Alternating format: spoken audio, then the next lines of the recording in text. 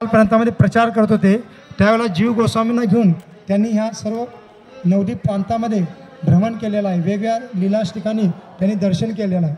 आणि त्यावेळेला जेव्हा चैतन्य नित्यानंद प्रभू जीव गोस्वामींना घेऊन ह्या अंतर्द्वीपमध्ये आले तेव्हा त्यांनी काय बोलले होते की ह्या ठिकाणी एक अद्भुत मंदिर भविष्यामध्ये होईल, ज्याच्याद्वारे चैतन्य महाप्रभूंच्या हरिनाम संकीर्तनाचा प्रचार पूर्ण जगामध्ये केला जाईल। हरिनाम संकीर्तन की, श्रील प्रभुपाद की, श्री गौरांग महाप्रभू की।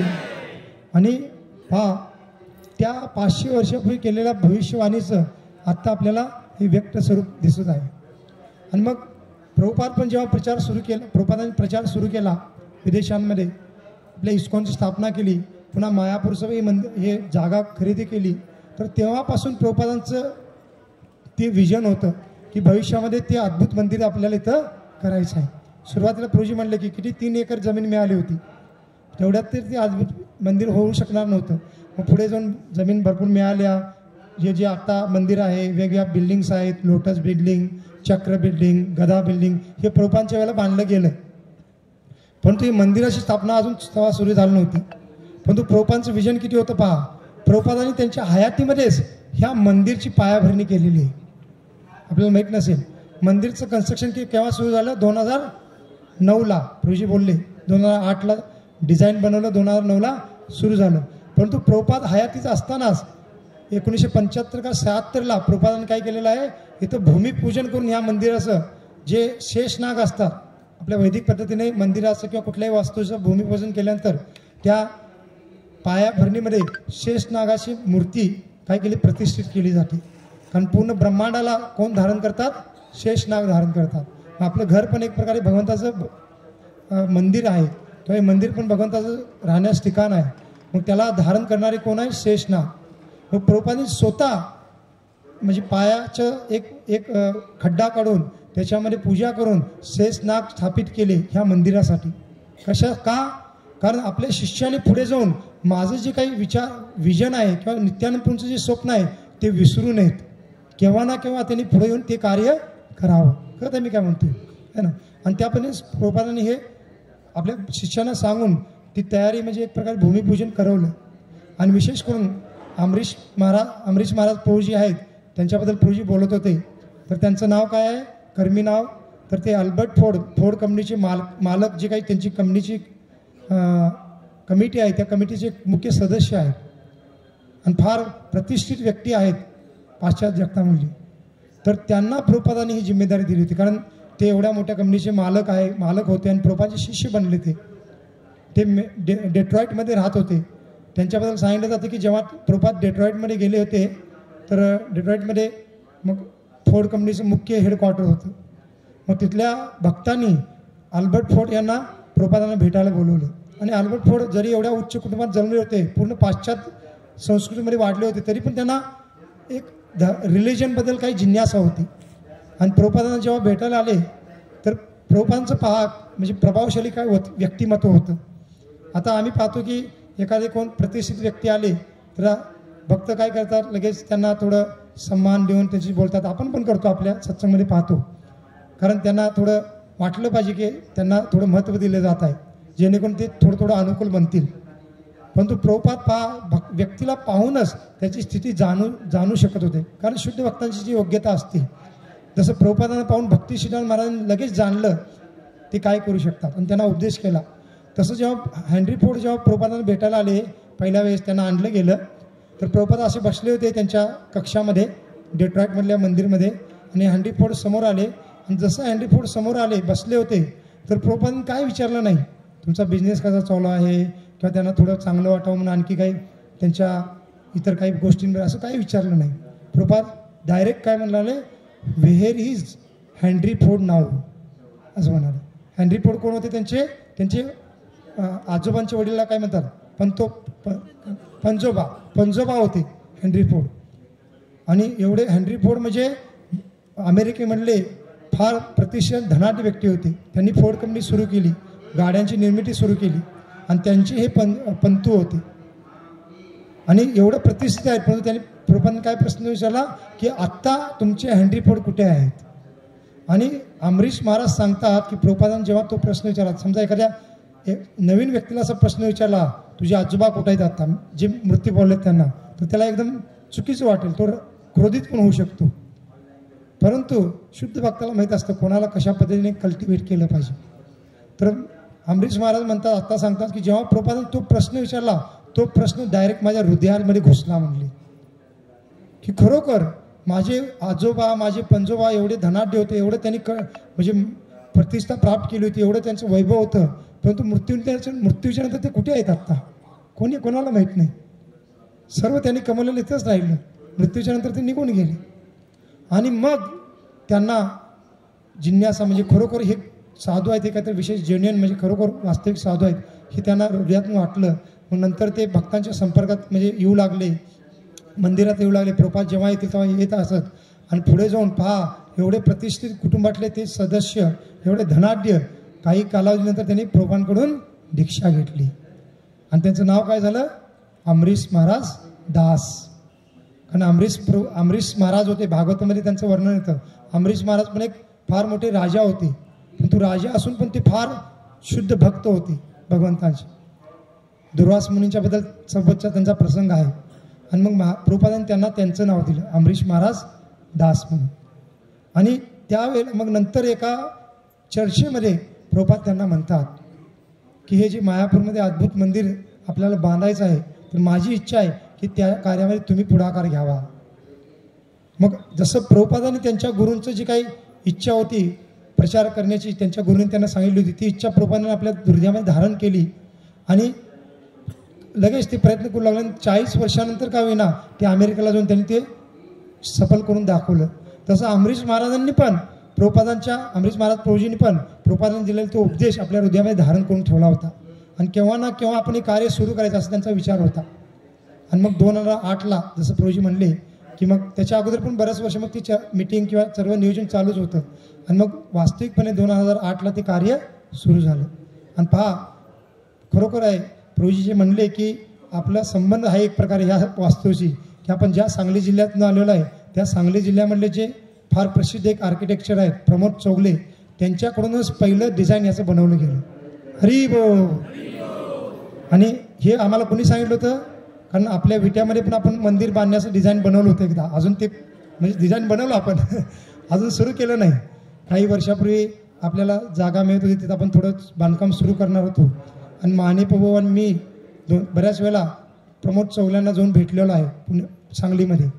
आणि त्यांनी आम्हाला तेव्हा सांगितलं होतं की तुमचं मायापूरमध्ये मंदिर बनत आहे, त्याचं डिझाईन मीच बनवलेलं आहे. आणि तेव्हा त्यांनी म्हणजे ते दाखवलं होतं. बरंच चर्चा आमची झाली होती. आणि आपल्या विट्याच्या मंदिरासाठी पण त्यांनी डिझाईन बनवून आपल्याला दिलं होतं. ते डिझाईनची कॉपी असेल प्रभूजींकडे, तेच आपण थोडं जरा अल्टरनेट करून पुढे भविष्यामध्ये करू शकतो. तर मग ते पण आहे की हे त्या पद्धतीने त्यांनी डिझाईन बनवून आणि पूर्ण भारतातील वेगवेगळ्या आर्किटेक्चरची मदत घेऊन हे करून मग पुन्हा फायनल डिझाईन बनवून 2009ला हे कार्य सुरू झालं. आणि प्रभूजी म्हणले तसं ह्या मंदिराचा खर्च त्यावेळेला एस्टिमेट होता साधारण 600 करोड रुपये. आणि त्यातलं निम्मी लक्ष्मी कोणी दिली, हर्बर्ट फोर्ड यांनी दिली. आणि बाकी मग आता भक्तांच्याकडून गोळा करून असं काम चालू आहे. 2016ला ओपनिंग करायचं होतं, कारण 2016ला आपल्या इस्कॉनची स्थापना होऊन 50 वर्ष होणार होते. 1966ला इस्कॉनची स्थापना झाली होती. परंतु हेच कारण मोठं एवढं कार्य आहे, लक्ष्मी भरपूर लागणार आहे, त्यामुळे 2016 पण जरा पूर्ण नाही झालं. 2022ला करणार होते. 2022ला का करणार होते, कारण प्रभुपाद भक्तिसिद्धांत महाराजांना भेटून 100 वर्ष पूर्ण होणार होते. 1922ला प्रभुपाद भक्तिसिद्धांत महाराजांना भेटले होते. आणि ह्या प्रचार कार्याचं एक प्रकारे बीजारोपण प्रभुपादांच्या हृदयामध्ये भक्तिसिद्धांत महाराजांनी केलं होतं. आणि त्याच्या स्मरणात 2022ला हे ओपनिंग होणार होते. पण जसं आपण पाहिलं की कोरोना आला 2-3 वर्ष, आणि त्यामुळे सर्व कार्य ठप्प पडले, कलेक्शन डोनेशन पण जरा कमी झालं, आणि त्यामुळे थोडं कार्य मंदावलं. आणि आता 2026ला ओपनिंग करणार आहेत. तर मग आपण त्याच्यानंतर पण एकदा येऊ यात्रेला. आणि मग त्यावेळेला पहा किती सुंदर ह्या पूर्ण वास्तूचं स्वरूप असेल. आणि प्रभुपादांचं काय विजन होतं की नित्यानंद प्रभूंची जी इच्छा आहे त्यांनी भविष्यवाणी केलेली आहे, ते कार्य होणार. जसं प्रभूजी म्हणले की आपण धन दिलं नाही तरी कार्य होणार नाही असं नाही. नित्यानंद प्रभूंनी भविष्यवाणी म्हणलेली आहे, ते कार्य होणारच आहे. आपण ह्या कार्यामध्ये थोडा हातभार लावून काय म्हणायचं, काय म्हणतात, जसं म्हणतो ना आपण वाहत्या गंगेमध्ये हात धुवायचे. म्हणजे आता हे बोलायला आपल्याला विचित्र वाटेल, म्हणजे काय की हे कार्य होत आहे, आपण नाही सहभागी झालो तर हे कार्य होणारच आहे. मग आपण थोडा हातभार लावून आपला लाभ करून घ्यायचा आहे. इथे भगवंतांना आपण लाभ देणार नाही आहे. आपले 7,000 म्हणजे काय आहेत, भगवंताने आयुष्यभर आपल्याला लाखो आणि करोडोमध्ये दिलेलं आहे. आपण प्रत्येकाने लाखो करोडोमध्ये कमवलेलं आहे, ते कोणी दिलेलं आहे, भगवंतानेच दिलेलं आहे. त्यातला आपण एक 7,000 5,000 आणि 20-25,000 रुपये देत आहोत, म्हणजे काही ज्यादा मोठी गोष्ट करत नाही आहोत. परंतु याच्यामुळे काय होणार आहे, प्रत्येकाचा हातभार लागणार आहे आणि हे कार्य संपन्न होणार आहे. आणि मग प्रभुपादांची जिम्मेदारी घेतल्याने कार्य म्हणजे आपल्या शिष्यांना सांगून करायला सुरू केलं आणि आता ते कार्य चालू आहे. त्यामुळे भविष्यामध्ये जेव्हा मंदिर पूर्ण होईल तर प्रभूजी म्हणले की याच्यामध्ये ह्या टेम्पलचं नाव काय, TOVP शॉर्ट फॉर्म, फुल फॉर्म काय, टेम्पल ऑफ वैदिक प्लॅनेटरियम. म्हणजे प्रभुपादांचं विजन काय होतं की जे भौतिक जगामध्ये वैदिक ज्ञानाला नाकारून जे काही चुकीचं ज्ञान शिकवलं जातं, ब्रह्मांडाच्या रचनेचं म्हणा, पूर्णतः नास्तिक सिद्धांताचं ज्ञान शिकवलं जातं. परंतु शास्त्रामध्ये ब्रह्मांडाची रचना कशी आहे, स्वर्ग कुठं आहे, किंवा वेगळे उच्च लोक कुठे आहेत, निम्न लोक कुठे आहेत, भगवंताचं धाम कुठं आहे, हे सर्व वर्णन आहे. आपण जे शनिवारी कार्यक्रमला येतात त्यांनी सर्व ऐकलेलं आहे. आपण ब्रह्मांडाच्या रचनेवर भरपूर 20-25 आठवडे चर्चा केलेली आहे. तर ते ज्ञान समाजाला दिलं गेलं पाहिजे, समाजाला योग्य ज्ञान मिळालं पाहिजे. मग ते शास्त्रावर आणि भगवंताच्या अस्तित्वावर पण विश्वास ठेवतील. आणि प्रभुपादांचं विजन होतं की ह्या मंदिरमध्ये त्या पूर्ण ब्रह्मांडाच्या रचनेची प्रतिकृती बनवायची आणि ते सर्वांना दाखवायचं. आणि म्हणून प्रभुपाद काय म्हणायचे, हे जे हे मंदिर आहे, बनणार आहे, हे मंदिर काय असणार आहे, जे आधुनिक नास्तिक वैज्ञानिक आहेत त्यांच्या गालावर एक चपराक असणार आहे. कारण काही वैज्ञानिक आस्तिक पण आहेत, परंतु नास्तिक वैज्ञानिक असतात ते ह्या शास्त्राच्या ज्ञानाला स्वीकारत नाहीत. परंतु ह्या ठिकाणी त्या ब्रह्मांडाच्या रचनेचं आणि शास्त्रातील भगवंताच्या अस्तित्वाचं ज्ञान वैज्ञानिक दृष्टिकोनातून दाखवलं गेलं जाईल. आणि त्यामुळे भविष्यात इथं जसं भक्त म्हणतात की ताजमहलचा प्रभूजीने उल्लेख केला, ताजमहलच्या पेक्षाही ज्यादा हे मंदिर प्रसिद्ध होईल. का? कारण ते काही झालं तर थडगच आहे ना, हा ना. आणि हे भगवंतांचं जिवंत मंदिर आहे. कारण मंदिर पण एक भगवंताचं स्वरूप आहे. ते दिसायला आपल्याला वास्तू दगडा मातीचं दिसतं, पण ते चेतन तत्व आहे. ते मंदिर पण आपल्यासोबत आदान प्रदान करतं, भगवंत पण आदान प्रदान करतात. आणि म्हणून लोक पुन्हा पुन्हा इथे येतात आणि हजारो लाखोच्या करोडच्या संख्येने भविष्यामध्ये इथं लोक येतील. हे विजन आहे प्रभुपादांचं. प्रभूजी जसं म्हणले की प्रभुपाद म्हणतात माय विजन इज काय, माझं विजन काय आहे की to attract whole world to Mayapur, पूर्ण जगाला मायापूरकडे आकर्षित करणं. आणि हे मंदिर ते कार्य करेल भविष्यामध्ये.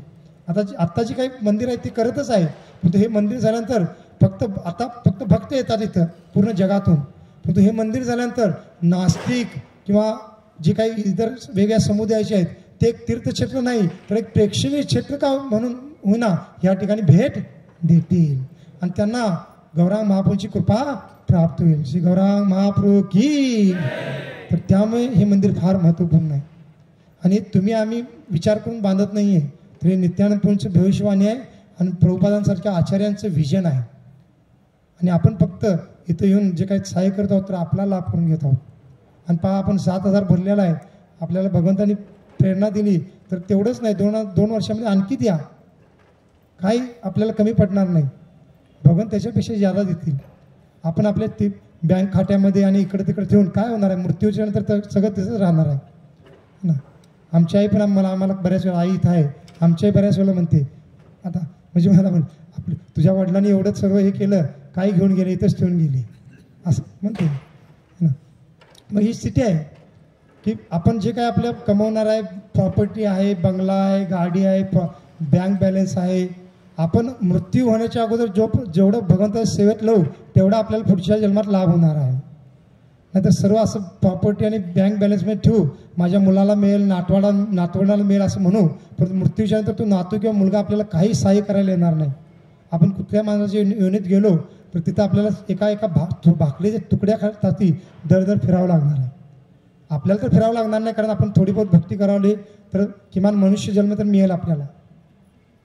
परंतु आपण भगवंताच्या सेवेमध्ये असं सहाय्य करू तर भगवान त्याच्या कित्तर पटीने आपल्याला ह्या जन्मात आणि पुढच्या जन्मात पण देतील. ती आपली अपेक्षा नाही आहे. आपण काही भगवंतावर काही उपकार करत नाही आहे.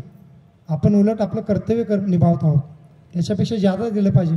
पण आपण ठीक आहे, सुरुवात चांगली आहे, तर आणखीन देण्याचा प्रयत्न करा, जेणेकरून भगवंताची मंदिर लवकरात लवकर होईल. प्रभुपादांची विशेष आपल्याला कृपा होईल आणि त्यासाठी विशेष आपलं धन्यवाद. मग आता पहा, अमरीश प्रभूंनी हे जेव्हा मंदिर आता सर्व सुरू करायचं त्यांचं विचार म्हणजे प्लॅनिंग चालू होतं 2008च्या अगोदर आणि बरेच चर्चा मीटिंग व्हायच्या इथल्या स्थानिक भक्तांसोबत. ते पण आता मंदिराचं स्थान एक्झॅक्टली कुठं असावं याबद्दल भक्तांमध्ये बरेच मतभेद होते.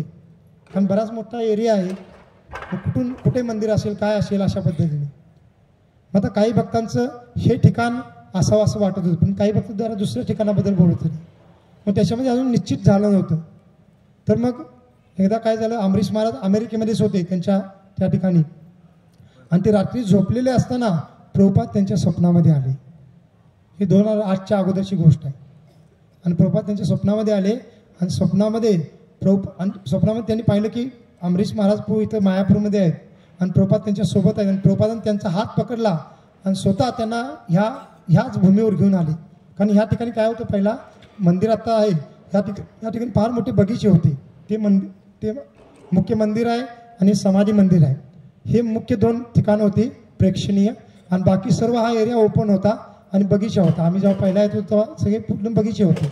भक्त तिथे बसायचे, जप करायचे, काही कथा कीर्तन व्हायचं किंवा मोठमोठे जे पंडाल प्रोग्राम आहेत गौरपौर्णिमेत ते त्यांनी ह्या बगीच्यामध्ये व्हायचे. तर प्रभुपादांनी अमरीश महाराज प्रभूंना इथं घेऊन आले त्या स्वप्नामध्ये आणि प्रभुपाद स्वतः अमरीश महाराजांना म्हणाले की माझी जी मंदिर हे उभा करण्याची इच्छा आहे तर त्या मंदिरचं ठिकाण इथंच असलं पाहिजे, इथंच तुम्ही मंदिर बांधकाम सुरू करा असं प्रभुपाद स्वतः त्यांना सांगितलं. आणि सकाळी उठल्यानंतर त्यांना इतका आनंद झाला की प्रभुपाद स्वप्नामध्ये आले आणि प्रभुपादांनी स्वतः सांगितलं. तर लगेच त्यांनी पुढचीच फ्लाईट पकडून ते भारतामध्ये आले आणि भारतामध्ये येऊन ते कुठे गेले डायरेक्ट, तर एक भक्त सांगत होते डायरेक्ट ते इस्कॉन चौपाटीमध्ये आले. कोणाला भेटायला, परमपूज्य राधानाथ महाराजांना भेटण्यासाठी. कारण राधानाथ महाराजांनी अमरीश महाराज प्रभूंचं फार घनिष्ठ संबंध आहे, गुरुबंधू आहेत एकमेकांची. आणि राधानाथ महाराजांना का भेटायला आले, कारण मला स्वप्न पडलेलं आहे. जसं आपल्याला स्वप्न पडलं तर आपण स्वतःच निश्चित करतो त्याचा अर्थ काय काय केलं पाहिजे काय नको. परंतु नाही, स्वप्न आता भरपूर वेगळी स्वप्न पडतात तर आपण त्याचा जादा विचार करायचा नाही. स्वप्नामध्ये जर भगवंत आले, गुरु आले तर ते काहीतरी महत्त्वपूर्ण मानू शकतो. बाकी अशी स्वप्न पडतच असतात आपल्याला ना. तर मग ते राधानाथ महाराजांकडे आले आणि त्यांनी त्या स्वप्नाबद्दल सांगितलं की असे प्रभुपाद आले आणि त्यांनी असं मला म्हणाले, तर मी काय केलं पाहिजे. तर महाराज म्हणाले त्यांना, परमपूज्य राधानाथ महाराज, की प्रभुपादांनी स्वतः तुम्हाला इन्स्ट्रक्शन दिलेलं आहे स्वप्नामध्ये येऊन, तर आपण तिथंच मंदिर सुरू केलं पाहिजे. पुन्हा येऊन इथं मीटिंग्स झाल्या, सर्व काही चर्चा झाली आणि मग हे स्थान निश्चित केलं गेलं. म्हणजे याच्यावरून आपण समजू शकतो आणि मग इथं बांधकाम ते सुरू झालं.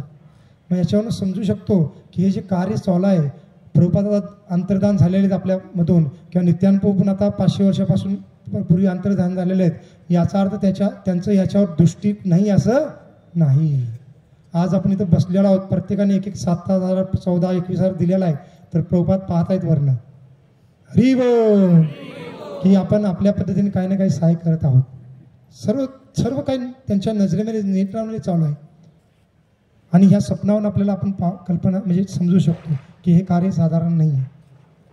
आणि प्रभुपाद काय म्हणायचे, Mayapur will be the real united nation असं प्रभुपाद म्हणायचे मायापूरच्या बद्दल. याचा अर्थ काय की प्रभुपाद म्हणायचे की मायापूर जे आपले जे मंदिर असणार आहे, चंद्रोदय मंदिर किंवा हे जे मायापूर सिटी, कारण प्रभुपादांची इच्छा त्यावेळेला विजन होतं की ते एक स्पिरिच्युअल सिटी आपण उभा करायची आहे.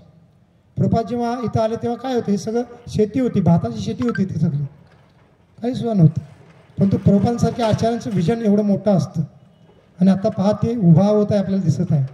आता सध्या पूर्वी म्हणले ना, हजारो इथं विदेशी लोक राहत आहेत, त्यांची मुलं शिकत आहेत आणि भविष्यात आणखी त्याच्यापेक्षा जादा लोक इथं येतील राहण्यासाठी आणि एक आध्यात्मिक सिटीचं आणखीन मोठं स्वरूप इथं निर्माण होईल.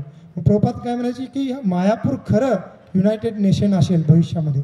युनायटेड नेशन म्हणजे काय की दुसरं महायुद्ध झाल्यानंतर पुन्हा अशी युद्ध होऊ नयेत म्हणून सर्व देशांनी मिळून एक युनायटेड नेशन संस्था स्थापन केली. कशासाठी की युद्ध होऊ नयेत, आपण परस्पर समंजसपणे चर्चा करून सर्व नियोजन करायचं म्हणून. परंतु ते युनायटेड नेशनचा काय फायदा झाला? काही नाही. अजून युद्ध काय थांबलेले आहेत का? सर्व पूर्ण जगामध्ये वेगवेगळ्या ठिकाणी युद्ध होत आहे आणि युद्ध होतच म्हणजे असे वाढतच चाललेले आहेत. तिसऱ्या महायुद्धाचे संकट एवढं आलेलं की केव्हाही तिसरं महायुद्ध आता सुरू होऊ शकतं. काय फायदा त्या युनायटेड नेशनचा? युनायटेड नेशन या शब्दाचा अर्थ काय की एकत्रित देश असं म्हणू शकतो. म्हणजे देश आहेत वेगळे परंतु सर्वजण ते एकीने राहत आहेत. पण कोण राहत आहे एकीने? आणि प्रभुपाद म्हणायचे की मी जेव्हा पण अमेरिकेमध्ये जातो आणि त्या अमेरिकेमध्ये जिथं युनायटेड नेशनचं मुख्य हेडक्वार्टर आहे तिथून जात असतो कारमधनं, तर प्रत्येक वेळेला मी त्या ऑफिसच्या म्हणजे त्या बिल्डिंगच्या बाहेर झेंडे लावलेले आहेत जे देशांचे, त्या युनायटेड नेशनच्या अंतर्गत जेवढ्या देशांचं रजिस्ट्रेशन आहे तेवढ्या देशांची. तर प्रभुपाद म्हणतात प्रत्येक वेळेला मी जातो तेव्हा त्या झेंड्यांची संख्या मला वाढलेलीच दिसते. म्हणजे काय की देशांमध्ये मतभेद वाढतच आहेत आणि छोटे छोटे वेगळे देश बनतच आहेत. मग कुठं त्या युनायटेड नेशनचं मुख्य उद्देश साध्य होत आहे? होतच नाही. तर प्रभुपाद म्हणतात वास्तविक खरं युनायटेड नेशन काय असणार आहे? ही मायापूर टेम्पल असणार आहे. आणि आपल्याला ही अतिशयोक्ती वाटेल तर अतिशयोक्ती नाही, वास्तविकता आहे. आणि आत्ता ते पाहतो आपण. हे मंदिर अजून झालं नाही तरी आता पहा पूर्ण जगातील लोक इथे येत आहेत वेगळ्या भागातून. कारण भक्तीचा प्रचार झाल्यावर इथे येतात एकत्रित होऊन. गौरपौर्णिमेच्या वेळेला हजारो लोक येतात आणि गळ्यात गळा घालून जय सच्चिनंदन जय सच्चिनंदन जय सच्चिनंदन गौर हरी असं जोरात जयघोष करत नृत्य करतात, गायन करतात. आणि आम्ही स्वतः डोळ्याने पाहिलेलं आहे की परिक्रमाच्या वेळेला काय होतं, वेगवेगळ्या परिक्रमा असतात. रशियन परिक्रमा एक वेगळी असते 2-3 हजार लोकांची. एवढे लोक रशियामधून येतात गौरपौर्णिमेच्या वेळेला 7 दिवस परिक्रमा करायला. इंग्लिश भाषेची परिक्रमा वेगळी असते बाकी देशांची. हिंदी भाषेची परिक्रमा असते, बंगाली भाषेची परिक्रमा असते. असे 4-5 परिक्रमा असतात आणि 7 दिवस ते वेगळ्या रूटने परिक्रमा करतात. आणि 7व्या दिवशी शेवटी त्या सर्व परिक्रमा कुठे एकत्रित होतात? योगपीठ या ठिकाणी, जिथं चैतन्य महाप्रभूचं जन्म ठिकाण आहे. आणि त्या ठिकाणाचं नाव काय? योगपीठ. म्हणजे सर्वजण जोडले जातात. आणि आम्ही पाहिलेलं एवढं दिव्य वातावरण असतं. हजारो लोक तिथे एकत्रित आले, सर्व परिक्रमेतले लोक. आणि विदेशी, कोण काळा आहे, कोण गोरा आहे, कोण ब्राऊन स्किनचा आहे, कोण चीनी आहे, कोण भारतीय आहे, कोण निग्रो आहे. सर्व असे लोक येऊन आनंदाने जय सच्चिनंदन जय सच्चिनंदन जय सच्चिनंदन गौर हरी. जी भक्तिविनोद ठाकूरांनी भविष्यवाणी केली की एक दिवस असा येईल की या ठिकाणी पूर्ण जगातील लोक एकत्र येऊन जय सच्चिनंदन गौर हरी म्हणून नृत्य करतील. ते तिथं पाहायला मिळतं. आणि खरोखर लोकांच्या डोळ्यातून अश्रू येत असतात त्यावेळेला. आम्ही पाहिलेलं आहे. आलिंगन करतात एकमेकांना. आणि कोण कोणाला ओळखत नाही आहे. कोण बंगालचा एखादा आहे आणि कोणतरी विदेशी आहे. काय नाव, कोणाला नाव माहीत नाही, काय माहीत नाही. पण तो आनंदाने, कारण त्यात तिथं नातं शरीराचं नाही आहे, आत्म्याचं नातं आहे. आणि त्या आत्म्याच्या नाताचे केंद्रबिंदू कोण आहेत? गौरांग महाप्रभू आहेत. आणि सर्वजण एकमेकांना आलिंगन करत आहेत. डोळ्याचं अक्षरशः आम्ही पाहिलेलं आहे, रडतात भक्त. कारण एवढा दिव्य भाव तिथं असतो. आणि भक्त कीर्तन करत असतात, नृत्य करत असतात. एकदा तर आम्ही पाहिलं की परमपूज्य लोकनाथ महाराज कीर्तन करत आहेत आणि त्यांच्या हातामध्ये एवढे माईक होते, अशी महाराजांनी पकडली होती. कारण भरपूर साऊंड सिस्टीम होतं ना. आणि असं महाराज कीर्तन करत होते. आणि त्या योगपीठाच्या चारही बाजूने भक्तांचा समुदाय जो जन भक्तांचा सागरच इकडे झालता. आणि जिकडं तिकडं नृत्य चालू आहे, जोरात जयघोष चालू आहे. आणि भक्त रुदन करत आहेत, एकमेकांना आलिंगन देत आहेत, है ना.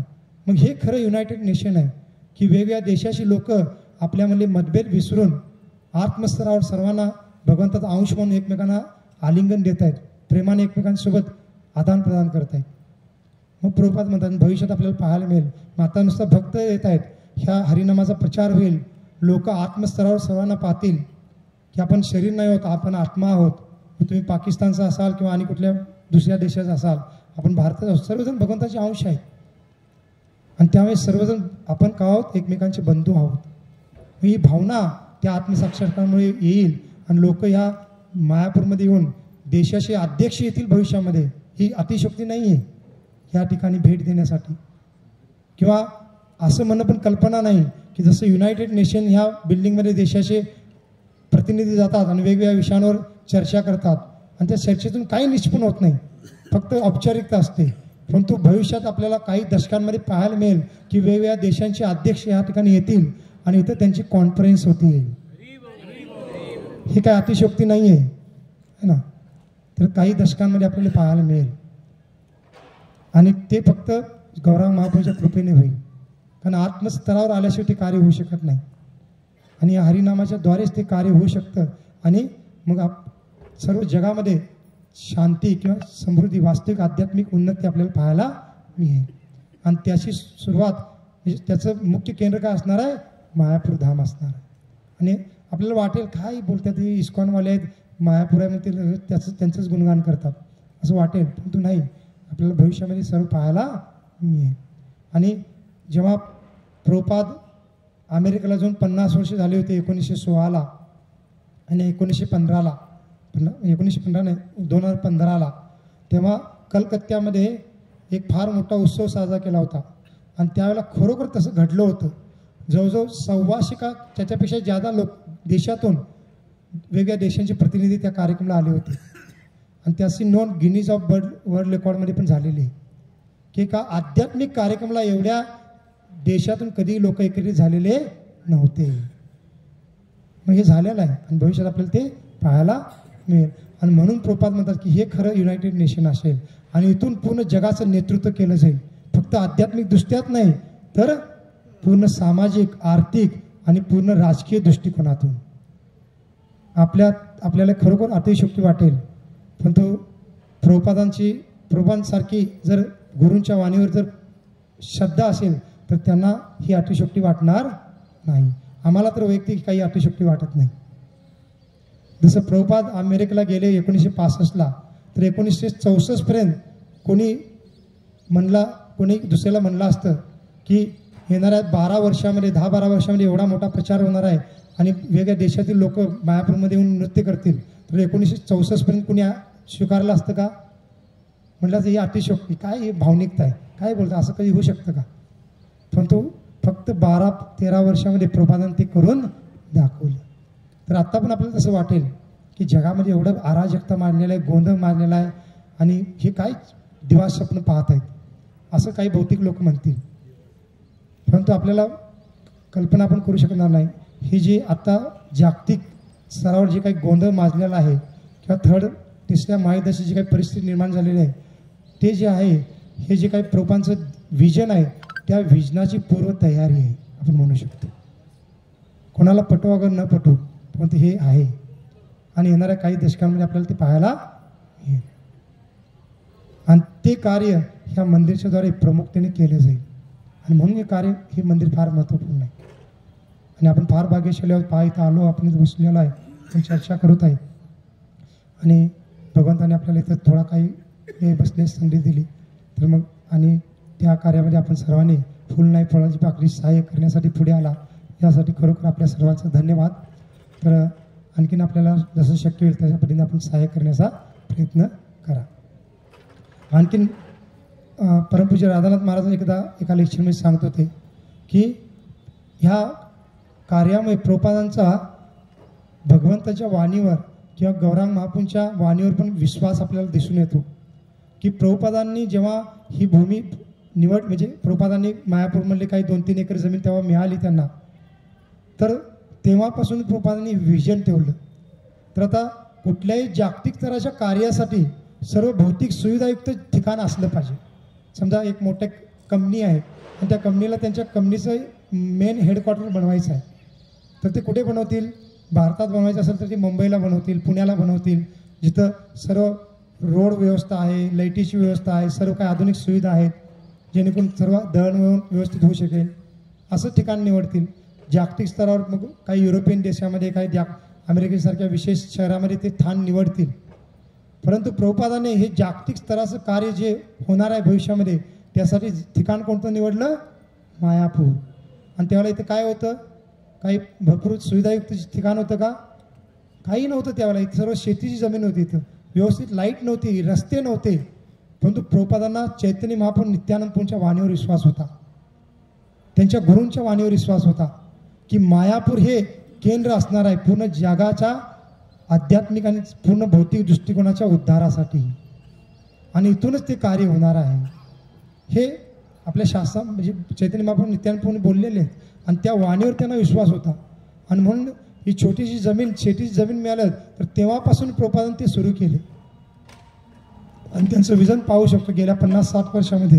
एवढं सर्व आता पहा, हजारो लोक येतात रोज इथं. अजून हे मंदिर झालं नाही, फक्त छोटं मंदिर आहे तरी पण दर्शनासाठी. आज आपण पाहिला रविवारचा दिवस आहे, प्रसादासाठी किती लोक होती, सकाळी मंगल आरतीला पण किती लोक होती. आणि मंदिर झाल्यानंतर तर आपण कल्पना करू शकत नाही एवढ्या संख्येमध्ये लोक येतील. आणि त्यासाठी अमरीश महाराज प्रभूंचं आणखीन एक विजन फार मोठं, या प्रोजेक्ट फार मोठा होता, परंतु काही स्थानिक अडचणीमुळे त्या गोष्टी शक्य झाल्या नाहीत, परंतु भविष्यामध्ये त्या होतील. पण अमरीश महाराजांचं विजन होतं की इथे एक इंटरनॅशनल एअरपोर्ट पण बनवायचं. कारण वेगवेगळ्या देशातून लोक येतात, कलकत्त्याला यायचं, तिथून इकडे यायला वेळ लागतो, तर डायरेक्ट वेगवेगळ्या देशातून इथं फ्लाईट येतील आणि इथून फ्लाईट वेगवेगळ्या देशांना जातील. भविष्यात ते होईल. पण एवढंच नाही तर नदी, गंगा नदीचं जे पात्र आहे, जे प्रवाह आहे, त्याला चांगल्या पद्धतीने बनवून इथून कलकत्त्यासाठी जे क्रुझर असतात, फेरी असतात, म्हणजे जहाज असतात मोठमोठे, तसे जहाज ठेवायचे इथून कलकत्त्याला जाण्यासाठी, फार आधुनिक जहाज. आणि बरेच त्यांचं विजन होतं, फार मोठं बंदर असेल किंवा जेट्टी असेल, त्या जहाजांना लागण्यासाठी फार सुंदरीकरण केलं जाईल या सर्व ठिकाणाचं. परंतु काही स्थानिक राजकीय कारणामुळे तेच त्यांना तेव्हा करता आलं नाही किंवा ते डिझाईन बनवता आलं नाही, परंतु भविष्यात सर्व होईल ते. आणि मग आपण कल्पना करू शकतो की प्रोपादांची काही एक आध्यात्मिक शहर इथं वास होईल असं जे म्हणलेलं आहे, ती काही कोरी कल्पना नव्हती. आणि आता ते थोडं थोडं होतं आणि भविष्यात त्याच्यापेक्षा मोठं आपल्याला झालेलं इथं दिसेल.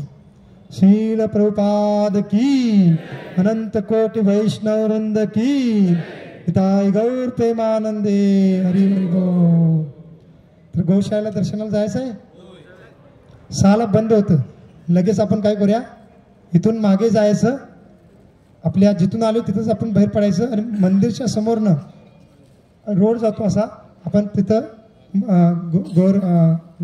गोशाळेमध्ये जाऊ, दर्शन करून पुन्हा लगेच 6:30पर्यंत आपण कुठे यायचं आहे, आपल्या मंदिरमध्ये या. 6:30च्या अगोदरच या. गौर आरती 6:30ला सुरू होते, मग गौर आरती आपण गाऊ. ठीक, गोशाळेमध्ये जाऊया का, अर्धा तास आहे, जाऊन येऊ शकतो का, येऊ शकतो. आता असं करूया, आता असं करा, डायरेक्ट मंदिरमध्ये जाऊया आणि गोशाळा काही नाही, आपण आपल्या वेळेनुसार जाऊन या. मग हां, आता मग आज आता ज्यांना कोणाला शक्य असेल लगेच रिक्षाने जाऊन येण्यासाठी या. उद्या आपल्याला वेळ मिळणार नाही, उद्या आपण 1 चक्र ग्रामला झालो.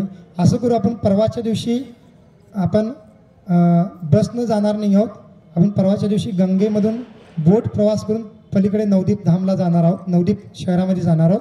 तर मग त्यावेळेला काय करू, आपण सकाळी कीर्तन करत पहिला गोशाळेमध्ये जाऊ आणि दर्शन करू आणि तिथून मग पुन्हा गेटवर येऊ आणि गेटवरनं आपल्याला रिक्षा पकडून नदीच्या किनारी जायचं आणि नदीच्या किनाऱ्यावरनं बोट पकडून पलीकडे जायचं. मग तसं करू, ठीक आहे. आपण परवाच्या दिवशी मग गोशाळा सकाळी सात्विक वातावरणामध्ये गायींचं दर्शन आपण त्यावेळेला करू, ठीक आहे. आणि मग आता डायरेक्ट गौरात्रीला जाऊ आपण आणि उद्याचं नियोजन सांगूया. आपण सगळेजण आहेत का, कोणी गेले का इथनं, कोणी गेलं नाही ना, कोणी गेले असतील तर आपण नंतर सूचना द्या. उद्याची फार महत्त्वपूर्ण सूचना आहे की उद्या आपण 1 चक्र ग्रामला जाणार आहोत. श्री 1 चक्र ग्राम की, श्री नित्यानंद राम की. तर पहा, नित्यानंद प्रभूंचं विशेष जन्म ठिकाण आहे, फार विशेष ठिकाण आहे, इतकं अद्भुत ठिकाण आहे ते की आपल्याला तिथं गेल्यानंतर कळेल. फार विशेष ठिकाण आहे आणि त्या ठिकाणी आपल्याला जाण्यास संधी मिळते. तर आपण फार भाग्यशाली आहोत की आपल्याला ते ठिकाण. आता आम्ही खरं सांगतो, आम्ही कदाचित दुर्भाग्य होतो की या 17-18 वर्षामध्ये आम्ही गेलो नव्हतो. आम्ही पण पहिल्यांदा ह्या वर्षी गेलो ॲडव्हान्स पार्टी म्हणून. एवढ्या वेळेला आम्ही मायापूरला आलो, परंतु आम्ही 1 चक्रग्राम म्हणजे ऐकून माहीत आहे, जायचं आहे, पुढच्या वेळेला जाऊ, कारण प्रवास जरा जादा आहे, त्यामुळे आम्ही कधी गेलोच नव्हतो. कदाचित म्हणण्यापेक्षा निश्चित आमची योग्यता नव्हती, नित्यानंद प्रभूंनी तेवढी कृपा केली नाही. परंतु आपण एवढे भाग्यशाली आहात की पहिल्या दुसऱ्यांदा आलेलो आहे आणि लगेच आपल्याला 1 चक्रग्रामचंच दर्शन होत आहे. श्री नित्यानंद राम की. तर मग आपल्याला थोडा लांबचा प्रवास आहे, साधारण 4 ते 4.5 तास लागतात इथून तिथं जायला. तर सकाळी आपण ऐकून धक्का खाऊ नका, सकाळी 4:30ला आपण इथून निघायचं आहे. हां, जे मंगल आरतीला येतात त्यांना काही धक्का बसणार नाही, ठीक आहे. जे जातोच आपण 4:30ला येऊ म्हणून, जे थोडे येत नाही त्यांना थोडं धक्का बसेल. तर मग आपण काय करायचं, एक दिवस आपण लवकर उठा जरा, जसं आपण कधीतरी आपल्या व्यवसायाच्या निमित्ताने नोकरीच्या निमित्ताने उठतोच, तसं समजा. आणि सर्वांनी 4:30पर्यंतच्या अगोदर आवरून आपल्या रूममध्ये बाथरूम आहे तर गडबड असेल तर कॉमन बाथरूम यूज करा, लवकर आपण आवरा. आणि 4:30पर्यंत आपण सर्वांनी आपल्या गेटच्या समोर एकत्रित यायचं आहे. आणि 3 गाड्या ज्या आहेत काल आजच्या त्याच 3 गाड्या असतील. प्रत्येकाने आपल्या आपल्या ठरलेल्या गाड्यामध्ये बसायचं आहे, गडबड करायची नाही. आणि जादा मोठा लांबचा प्रवास आहे तर मग माताजी लोकांना, वयस्कर लोकांना पुढे बसवा, तरुण आहेत, प्रौढ लोक, पुरुष आहेत त्यांनी मागे बसा. आणि काही म्हणजे ज्यादा त्रास नाही, रोड चांगला आहे, आपण निवांत जाऊ. आणि छोट्या गाडीमध्ये पण त्या पद्धतीनेच बसा. छोट्या गाडीमध्ये आपल्याला थोडं काही भक्त म्हणले पूजी पाय तिथं जरा हे होतात, तर मोठी गाडी दिसायला बाहेर मोठी आहे, ती आत पण तशीच आहे ना. नाही म्हणजे भक्तांना सांगतो ते, कारण तिथं पण सीटा ज्यादा आहेत है ना. हीच गाडी आपल्या मागामध्ये 55 सीट नाही 45 सीटर असते, याच्यामध्ये 59 सीट आहे, कारण ज्यादा कंजेस्टेड आहे. तर असं समजायचं नाही की त्यांना मोठी गाडी आपल्याला छोटी, असं काही नाही. तर आपण सर्वांना योग्य पद्धतीने केलेलं आहे. कोणाचं त्या गाडीत आलं, कोणाचं या गाडीत आलं, असं होत राहतं. त्याचं आपण काही कल्पना ज्यादा हे करायचं नाही. आणि आपण मग प्रवास करून तिथं जाऊ. आणि साधारण आपण तिथं पोचल्यानंतर मग तिथं इस्कॉनचं फार सुंदर मंदिर पण आहे, ते पण दर्शन करू. आणि सर्वात महत्त्वपूर्ण दर्शन असणार आहे नित्यानंदचं जन्म ठिकाण, हरी बोल, ते ठिकाणाचं दर्शन करू. आणि काही पांडवगण तिथं काही कालावधीवर राहिले ते पण ठिकाणाचं दर्शन आहे. आणखीन काही 1-2 ठिकाणं आहेत ते दर्शन करू, तिथं कथा कीर्तन करू. आणि उद्या दुपारचं भोजन आपण तिथल्या 1 चक्रग्राम आपल्या इस्कॉन मंदिरमध्येच घेऊ. आणि भोजन करून तिथनं निघून संध्याकाळपर्यंत आपण इथं पोचू. आणि संध्याकाळचं भोजन आपण इथं घेऊ. आता सकाळचा जो नाश्ता प्रसाद आहे, मग ते जे भक्त आहेत त्यांनी दोन्ही ऑप्शन दिलेले आहेत. तुम्हाला जर 4ला नाश्ता हवा असेल तर मी 4ला देऊ शकतो, असं ते म्हणलेले आहेत. 4ला आपण घेऊ शकतो का? तर मग आपण मागच्या वेळेला जसं रेमुनाला गेलो होतो तसं आम्ही त्यांना सांगितलं की आम्ही काही भांड्यामध्ये घेऊन जाऊ आणि मध्ये कुठं तर 7च्या दरम्यान आपण थांबवून घेऊ. चालते तसं करू? ठीक आहे, मग आपण त्या पद्धतीने करू. फक्त आपल्याला मग जसं इथं नाश्त्याला जेवढे पदार्थ मिळतात तसं इथं मिळणार नाहीत कदाचित, है ना, म्हणजे तेवढं. मग आपण तसं पॅकिंग करून घेऊन जाऊ आणि कुठेतरी गाडी थांबून 7च्या दरम्यान ते आपण एकत्र नाश्ता घेऊ. आणि संध्याकाळचा डिनर किंवा संध्याकाळचं जेवण आपण इथं आल्यानंतर घेऊ. मग अशा पद्धतीने उद्याचं नियोजन असेल, त्यामुळे कोणी लेट करू नका. आणि 4:30च्या नंतर मग जर लेट झालं तर आपण चुकायला इथंच थांबावं लागेल आपल्याला. आपण थांबणार नाही, कारण आपल्या एकट्यासाठी दुसऱ्यांना ज्यादा वेळ झाला नको पाहिजे. मग कोणी जर लेट झालं तर ठीक आहे, आपण काय हरकत नाही, रूममध्ये थांबा, दर्शन करा इथं, है ना, इथं जप करा, हे करा, काय हरकत नाही, है ना. तर तशा पद्धतीने आपल्याला करावं लागेल. आणि ज्याला कोणाला चुकवायचं नाही त्यांनी आपण काळजीपूर्वक उठून तयारी करून 4:30पर्यंत यायचं आहे. आणि मंगलारतीला कोणी जाऊ नका. मग उद्या आपण मंगलारती गाडीमध्येच करू जाताना, त्यापर्यंत प्रत्येकजण आपल्या आपल्या गाडीमध्ये, त्यापर्यंत आपण उद्याचं नियोजन करू. ठीक आहे. आणि काही कोणाला शंका काही नाही ना उद्याचं काय अनास काही? ठीक आहे. त्याबद्दल एक जरा अजून एक मला थोडं आतूनच प्रेरणा मिळत आहे. तुम्हाला प्रयोजनात प्रेरणा मिळेल तर भीती वाटते जरा. प्रेरणा ही मिळत आहे की नरसिंह भगवंतांचं इथं आल्टर आपण बघितलं किती सुंदर बनवलेलं आहे. आपल्याला पाहिल्या मला तर असं आलं की स्वर्गच आहे का हे, असं वाटलं. किती सुंदर दिसत होतं, है ना, किती सुंदर बनवलेलं आल्टर ते. आणि खरोखर आत न गेल्यानंतर आम्ही मागच्या वेळेला गेलो काम चालू होतं, आम्ही आत पण गेलो होतो. फार भव्य आहे. आतलं त्यांचं जे डोम आहे ते पण फार मोठं आहे. आणि त्या डोममध्ये एक झुमर लावला आहे, तो पण फार मोठा विशाल आहे, फार सुंदर आहे ते. आणि फार त्यांचा जे मुख्य गाभारा आहे तो पण फार मोठा आहे. इथून आपल्याला छोटा दिसतो, जवळ गेलं तर फार विस्तारित आहे तो. आणि मागे मोठं असं काळ दगडामध्ये सुदर्शन चक्र बनलेलं आहे, बनवलं. ते बघून इतकं भव्यता वाटते, फार सुंदर वाटतं. तर मग मला थोडं असं वाटतं की आता 5:30 वाजले, अजून एक 10-15 मिनिटात थोडं नरसिंह भगवंत या ठिकाणी कसे आले, हे जे विग्रह आहेत ते थोडं आपण सांगतो मी. आणि आपण मग गौर आरतीला लगेच जाऊ, कारण ती कथा आपण चर्चा अजून केली नाही. कारण इथले जे नरसिंह भगवंत आहेत मुख्य गाभाऱ्यामध्ये फार विशेष विग्रह आहेत, ते फार जागृत आहेत आणि फार विशेष पद्धतीने ते इथं प्रकट झालेले आहेत. मग ही चर्चा केल्यानंतर आता गेल्यानंतर तुम्ही दर्शन करण्यास तुमचा भावच बदलून देईल. तर पहा, आपण सांगितलं होतं की 1984 मध्ये एका रात्री काही डाकूंनी इथं आक्रमण केलं लूटमार करण्यासाठी. आणि भक्तांच्या डाकूंचं काय झालं, म्हणजे संघर्ष झाला, त्याच्यामध्ये काही डाकू मारले गेले, भक्तांना पण इजा झाली. आणि मग त्यानंतर भक्तांनी काय विचार केला की भक्तिविनोद ठाकूरांनी जसं योगपीठामध्ये नरसिंह भगवंताची स्थापना केली आहे तसं आपण पण इथं नरसी भवन स्थापन केले पाहिजे.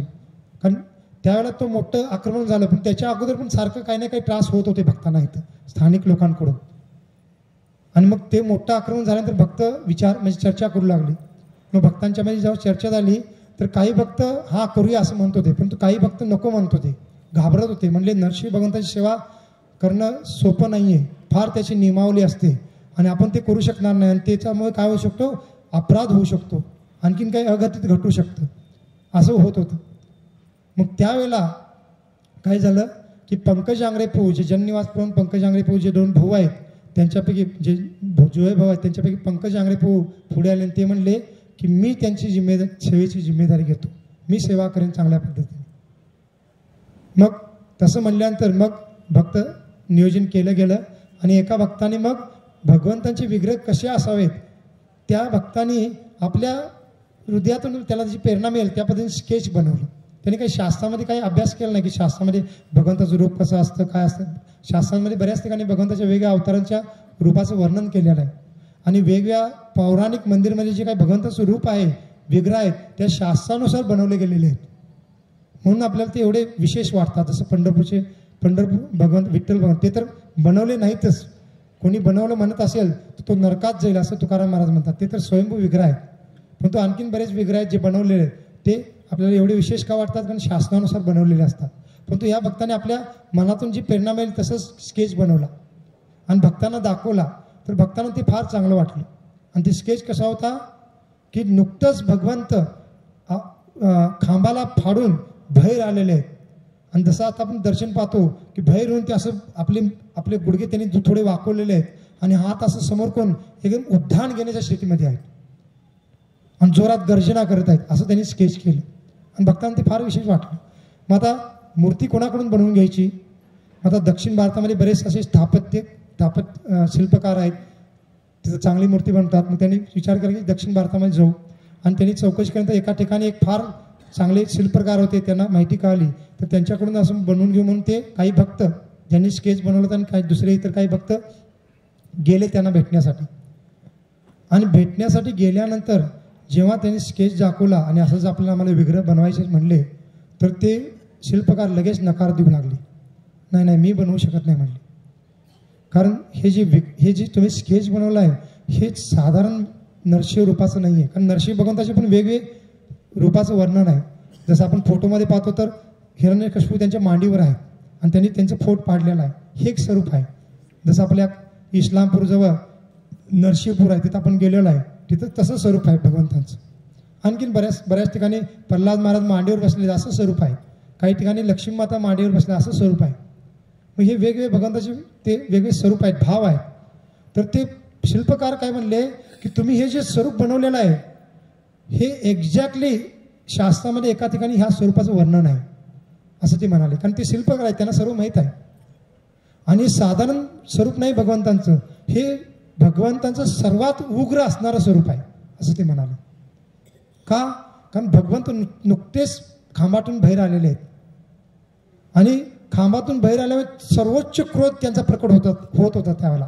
कारण प्रल्हाद महाराज हिरण्यकशिपूने फार त्रास दिला होता आणि माझ्या भक्ताला त्रास दिला म्हणून भगवान फार क्रोधित होते त्या ठिकाणी आणि खांबामधून आलेल्या ते सर्वोच्च गर्जना करून क्रोध व्यक्त केला होता त्यांनी. आणि नंतर जेव्हा हिरण्यकशिपूला मारले तेव्हा पण क्रोध होता, पण हिरण्यकशिपूला मारल्यानंतर थोडा क्रोध कमी झाला होता, पूर्ण शांत झाला होता पण कमी झाला होता. आणि त्यामुळे हे रूप सर्वात उग्र नरसिंह भगवानचं रूप आहे आणि यांची सेवा करणं साधारण नाही आहे. मी जर तुम्हाला करून दिलं तुम्ही सेवा चांगली करू शकला नाही तर तो फार मोठा अपराध होईल आणि मी करू देऊ शकत नाही असं ते म्हणाले. मग भक्त फार निराश होऊन परत आले आणि त्यांना दुसऱ्यांकडून करून घ्यायचं नव्हतं कारण ते शिल्पकार फार प्रसिद्ध होते, फार चांगले करत होते. मग बरंच वर्ष काही महिने गेल्यानंतर पुन्हा भक्तांना वाटलं की आपण जाऊया त्यांना भेटण्यासाठी, पुन्हा एकदा विचारूया. आणि जेव्हा ते गेले त्या शिल्पकाराकडे तेव्हा त्या शिल्पकारांनी ठीक आहे मी बनवायला तयार आहे असं म्हणले. हरी बोल. मग आता त्या भक्ताने विचारलं की तुम्ही आम्ही काही महिन्यापूर्वी आलता तेव्हा नाही म्हणला आणि आता तुम्ही तयार झाला, याचं कारण काय? तर पहा भगवंताची लीला काय, म्हणजे आपल्याला कळेल की विग्रह साधारण नाही आहेत. ते शिल्पकार काय म्हणले की पहिला तुम्ही आलता तेव्हा मी तुम्हाला नकार दिला. का नकार दिला? कारण तुम्ही यायच्या अगोदर 2-3 दिवसापूर्वी माझे गुरु माझ्या स्वप्नामध्ये आले होते असं ते म्हणाले. आणि त्यांचे गुरु कोण होते? कांचीपुरम जे दक्षिण भारतामध्ये जे शंकराचार्यांचं जे ठिकाण आहे, काय नाव त्याचं मला लक्षात येईना, कवर नाही, तर तिथं जे शंकराचार्य आहेत ते त्यांचे गुरु होते. मग ते माझ्या स्वप्नामध्ये आले आणि त्यांनी मला, अजून ते मायापुरुष भक्त भेटायला पण आले नव्हते, 2-3 दिवसा अगोदरच त्यांच्या गुरूंनी येऊन स्वप्नामध्ये सांगितलं होतं की असे असे लोक येतील तुझ्याकडे ह्या विग्रहांचे हे करण्यासाठी आणि ती विग्रह बनवायला तू नकार दे. आणि अशा गुरूंनी आम्हाला बोलले होते. म्हणून तुम्ही जेव्हा 2-3 दिवसांनी आला तर मला खात्री पडली माझ्या गुरूंच्या उपदेश म्हणजे स्वप्नावर, आणि म्हणून मी नकार दिला होता. कारण मी बाकीच सांगितलं ते पण योग्यच होतं की अशा विग्रहांची उपासना करणं साधारण नाही आहे, आणि म्हणून मी नकार दिला होता. मग ते भक्त म्हणाले, मग आता तुम्ही होकार का देतात? तर मग म्हणले की आत्ता तुम्ही आला ना, तर 2-3 दिवसापूर्वी आणखीन एक आश्चर्य घडलं. ते म्हणजे काय की स्वप्न नाही पडलं, तर डायरेक्ट माझ्या गुरूंचं एक पत्र मला मिळालं. आणि त्या पत्रामध्ये, कारण त्या गुरूंना कुठून कळालं म्हणे की ते जे विग्रह बनवण्यासाठी आले होते ते इस्कॉनचे भक्त होते, हे त्यांना कळालं. आणि इस्कॉनचे भक्त काय सेवा करतात हे त्यांना माहीत होतं. म्हणून त्यांनी पत्राने स्वप्न पडलेलं आहे यांना शिष्याला, हे त्या गुरूंना पण कसं माहीत आहे. मग ह्याच्या मागे भगवंताचे सर्व नियोजन आहे. मग त्या गुरूंनी पत्राने लिहिलं की ते भक्त आहेत, चांगली सेवा करतील, तू ते विग्रह बनवू शकतोस. असं 2-3 दिवसापूर्वी माझ्या गुरूंचं पत्र आलेलं आहे आणि तुम्ही आज आला आणि म्हणून मी होकार देत आहे. मग भक्त फार आनंदित होतात आणि मग ते म्हणतात ठीक आहे मी बनवेन. तर भक्त विचारत मग किती कालावधी लागेल? तर मग ते म्हणतात हां 1-6 महिने लागतील, मी 6 महिन्यामध्ये पूर्ण करेन. मग ते भक्त म्हणजे ते शिल्पकार तसं म्हणतात. मग भक्त पुन्हा इकडे येतात मायापूरला, सर्व भक्तांना सांगतात की त्या शिल्पकारांनी होकार दिलेला आहे. भक्त आनंदित होतात आता 6 महिन्यामध्ये विग्रह बनतील, आपण स्थापना करू, सर्व आनंदित होतात. मग 4 महिन्यानंतर हे जे आपले इस्कॉनचे भक्त त्यांच्याशी संपर्कात होते ते पुन्हा गेले. कशासाठी? की 6 महिन्यानंतर देणार होते विग्रह, देणार आहेत, तर 4 महिने झाले आहेत, किती विग्रह तयार झाले आहेत बघूया आपण जाऊन. आणि जेव्हा 4 महिन्यानंतर भक्त गेले त्यांना भेटायला आणि त्या शिल्पकारांना भेटले आणि विचारलं की विग्रह किती बनलेले आहेत, तर ते शिल्पकार काय म्हणले, कोणते विग्रह असं म्हणू लागले ते ना. यांना आश्चर्य वाटलं की नाही तुम्हीच म्हणला ना बनवून देतो आणि 6 महिन्यात बनवून देतो म्हणून, आणि 4 महिने झाले आम्ही बघायला आलेलो आहे. तर ते म्हणले तुम्हाला काय वाटतं असे जे विग्रह आहेत ते कोणत्याही पाषाणामध्ये बनवून चालतात का? तर शास्त्रामध्ये, कारण ते शिल्पकार आहेत त्याचं सर्व शास्त्रामध्ये ज्ञान आहे, त्या शास्त्राचं ज्ञान त्या शिल्पकारांना आहे की भगवंताचे विग्रह कोणत्या पाषाणामध्ये बनवले पाहिजे, कसे पाषाण, त्या पाषाणांची पण काहीतरी म्हणजे काय म्हणतात की पात्रता असावी लागते, त्याच्यावर काही चिन्ह काय बरेच काही त्याची गोष्टी आहेत शास्त्रानुसार. असंही कुठलाही दगड उचलून शिल्प बनवू शकत नाही. मग ते काय म्हणले तुम्हाला काय वाटतं हे विग्रह मी कुठल्याही शिल्पामध्ये बनवू शकतो का? त्याला विशिष्ट पात्रता असणारा शिल्प असायला हवा. तो शिल्प अजून मला मिळाला नाही, तो जेव्हा मिळेल तेव्हा 6 महिन्यानंतर मी बनवेन, 6 महिन्यामध्ये असते म्हणाले. आणि त्यांनी काही सांगितलं पण की त्या शिल्पाला काय म्हणतात की पाषाणाला विशिष्ट वेगवेगळ्या ठिकाणी त्या हातोड्यानं मारल्यानंतर त्याचा विशिष्ट आवाज आला पाहिजे, असे काही त्याची लक्षणं आहेत. आणि एवढंच नाही तर एक विशिष्ट किडा असतो, तो किडा दगडाला खातो म्हणे, दगडाला खाणारा किडा असतो. तो किडा त्या पाषाणाला खात त्यांनी पूर्ण आरपार एका ठिकाणी होल केलेलं असलं पाहिजे, असं काही त्यांनी लक्षणं सांगितले. आता बरेच लक्षण, त्यापैकी त्यांनी असे काही लक्षण सांगितले. आणि तसा जो पाषाण असतो तो जिवंत पाषाण असतो आणि त्याच्यामध्ये ते विग्रह बनवले जातात. मग भक्तांनी पुन्हा आले आणि पुन्हा काही महिन्यानंतर त्यांना तसा पाषाण मिळाला आणि त्यांनी ते विग्रह बनवण्यास सुरुवात केली. आणि पुन्हा पहा आता काही महिन्यानंतर विग्रह बनून झाले आणि त्या शिल्पकारांनी, आता ते शिल्पकार आहे असं झोपडीसारखं बांधून त्याच्यामध्ये विग्रह बनवतात, बरेच ठिकाणी आपण पाहिलं असेल. एका झोपडीमध्ये त्यांनी शिल्प बनवले होते पूर्ण. आणि शिल्प पूर्ण बनल्यानंतर त्यांनी काय केलं होतं की त्यांचा एक प्रेम भावना म्हणून त्या शिल्पाची माफ करा, शिल्प म्हणजे ते विग्रह जे ते विग्रहांची निर्मिती झाल्यानंतर आता शास्त्रानुसार काय की विग्रह मंदिरात आणायचे, वेगळ्या मंत्रांनी पान प्रतिष्ठा करायची आणि मग त्यांची सेवा सुरू करायची. आणि त्याचे नेत्र उन्मूलन म्हणजे नेत्र पण उघडायचे असतात, ते त्याच्या अगोदर झाकलेले असतात, बरेच काही विधी आहे. पण त्यांनी काय केलं होतं आपल्या पद्धतीने, माहीत ना त्याला काय वाटलं, आपल्या पद्धतीनेच त्यांनी नेत्रांचं उन्मूलनाचं काही विधी केली होती कोणी त्या शिल्पकारानेच, आणि थोडी पूजा पण केली होती एकदा. आणि त्यानंतर त्यांनी काही की पुढे केलं नव्हतं, ती काही भक्तांना बोलवून ते घेऊन जातील आणि सेवा करतील. आणि अशापर्यंत त्यांनी मग ते झोपडी बंद करून काही काळ ते दुसऱ्या एका ठिकाणी त्यांच्या नातेवाईकांकडे काही दिवस गेले होते. आणि त्यावेळेला काय झालं, अचानक त्यांच्या शेजारी, त्या शिल्पकारच्या शेजाऱ्यांच्या लोकांचा निरोप त्या व्यक्तीला गेला की तुम्ही लवकर परत या घराकडे. काय झालेलं आहे, ज्या झोपडीमध्ये तुम्ही त्या विग्रहांना बनवून ठेवला होता त्या झोपडीला आग लागलेली आणि इतकी भयानक आग आहे की तुम्ही लवकर या, त्या विग्रहांना लवकर हलवा, नाहीतर ती आग सर्व आमच्या आसपासच्या घरांना जाऊन भस्म करेल. मग तो लगेच घाबरला आणि तो व्यक्ती लगेच आला परत. ती आग तिने विझवली गेली आणि तो पण व्यक्ती घाबरला की नाही म्हणला आता हे, आणि ते झोपडीत जळाली. तो विग्रह भगवान स्वतः अग्निस्वरूप आहे, त्यांना काय होणार आहे ना. आणि मग उलट त्या अग्नीच्या द्वारे भगवंत आणखीन काय झाले, उग्र झाले म्हणू शकतो, आणखीन एकदम तेजस्वी झाले. आणि मग त्यांनी लगेच भक्तांना निरोप पाठवला आणि काय म्हणले, तुम्ही या आणि लगेच घेऊन जावा यांना, ठेवू नका यांना इथं है ना, तुम्ही सेवा सुरू करा. भक्त आनंदले. मग भक्तांनी इथून ट्रक घेऊन गेले आणि ते मग विग्रहांना वाहू ठेवतात, वाहूमध्ये विग्रह ठेवले जातात. त्यापणे सर्व विग्रहांना ठेवले. आणि आश्चर्य म्हणजे काय की आता दक्षिण भारतातून ओडिसा आणि बंगाल हे 2-3 राज्य यायचे होते आणि बरेच काही नियम असतात सरकारी, त्या नियमासाठी बरेच कागदपत्राचे नियम असतात, बरंच काही त्याच्यामध्ये अडचणी येणार होत्या. पण तो विग्रह आणत असताना काही अडचणी आल्या नाही. ज्या ज्या पोस्टवर कोणी चेक केलं त्यांनी काही अडवलं नाही. नरसिंह भगवंत कोणाची हिंमत आहे अडवण्याची, है ना. आणि भगवान 24 तासामध्ये इथं आले. हरी बोल. म्हणजे दक्षिण भारतात ट्रक म्हणून आले, माहीत नाही तर त्यावेळेला म्हणले नाही.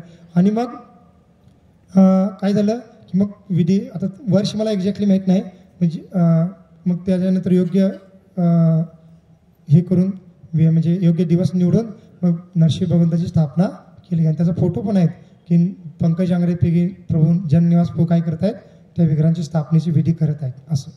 आणि ते विग्रह इथं स्थापित केले गेले. आणि पहा खरोखर कसे विग्रह आहेत ते, एकदम असे पाय मोडलेले आहेत, हात असे पुढे केलेले आहेत, एकदम मुख असं उडून एकदम उग्र स्वरूपामध्ये आहेत. म्हणून या विग्रहांचं नाव काय, उग्र नरसिंह. जसं नरसिंहपूरमध्ये आपल्या इस्लामपूरच्या जवळ जे विग्रह आहेत त्यांचं नाव काय, ज्वाला नरसिंह, लक्ष्मी नरसिंह, असे वेगवेगळे नरसिंह भगवंताचे नाव आहेत. तसं इथल्या विग्रहाचं नाव काय, उग्र नरसिंह. परंतु भक्त सांगतात की जरी हे उग्र नरसिंह असले तरी ते कोठे वास करतात, मायापूरमध्ये वास करतात. आणि मायापूरमध्ये वास करत असल्यामुळे ते उग्र आहेत. फक्त त्यांनी भाव कोणाचं धारण केलेला आहे, श्री गौरांग महाप्रभू की. जरी ते नरसिंह भगवंत असले तर ते गौरांग महाप्रभूचा भाव त्यांनी धारण केलेला आहे. आणि गौरांग महाप्रभूप्रमाणे तेवढेच ते दयाळू आहेत, कृपाळू आहेत.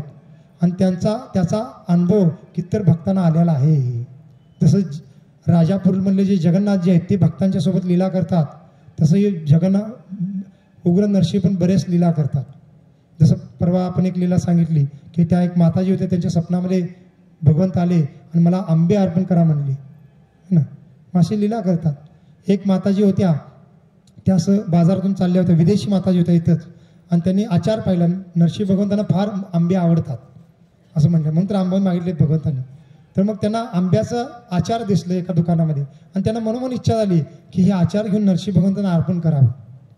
पण तो आणि विचार केला की हे बाहेर बनवलेला आचार आहे, आचार म्हणजे लोणचं आहे, आणि हे बाहेर बनवलेलं लोणचं भगवंतांना अर्पण करणं योग्य आहे का नाही माहीत नाही, म्हणून त्यांनी ते घेतलं नाही.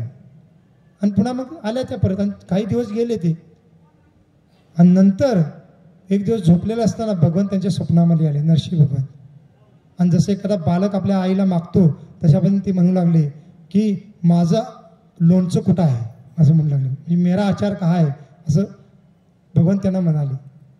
आणि त्यानंतर माताजी फार दुसऱ्या दिवशीच भरपूर त्यांनी आचार स्वतःच्या हाताने बनवून भगवंतांना अर्पण करण्यासाठी आणलं. पुजाऱ्यांना देत असताना पुजाऱ्यांनी जेव्हा विचारलं तेव्हा पुजाऱ्यांना ह्या माताजीने असं सांगितलं.